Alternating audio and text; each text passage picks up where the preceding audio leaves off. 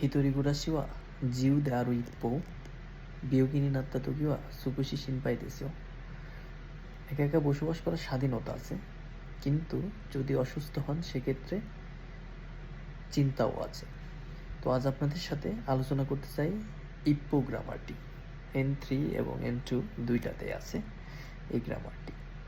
আর এটার ব্যবহার মূলত আপনি কোনো একটা বিষয়ের ভালো দিক এবং তার উল্টো পাশের খারাপ দিকটাও বোঝানোর জন্য ইপ্পো ব্যবহার করা হয়। সেক্ষেত্রে যদি আরেকটা উদাহরণ দিই, ইন্টারনেটটোয়া বেন্ডিনা ইপ্পোদে খিকেন মারুইয়, মানে ইন্টারনেট ব্যবহার সুবিধাজনক কিন্তু বিপজ্জনকও বটে।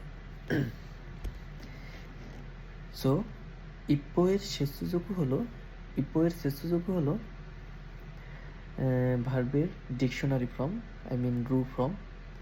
আর নাউনের ক্ষেত্রে নাউন প্লাস দে আরু ইপ্পো দে বা ইপ্পো। আর নাইডজেক্টিভের ক্ষেত্রে না, নাউনের নাইডজেক্টিভের না প্লাস দে আরু ইপ্পো। আর যদি ডিকশনারি ফর্মের ক্ষেত্রে উদাহরণ দিই, সেক্ষেত্রে বলতে পারেন যে নিহন্দে ওয়া কোরেইশা গা ফুয়েরু ইপ্পোদে ওকামোনো ওয়া দান্দান হেত্তে শিমাইমাসু। আর যদি নাইডজেক্টিভের উদাহরণ তো কিছুক্ষণ আগে দিলাম, বেন্ডিনা ইপ্পোদে।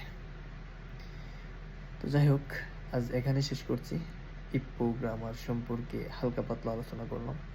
যাই হোক, আল্লাহ হাফেজ।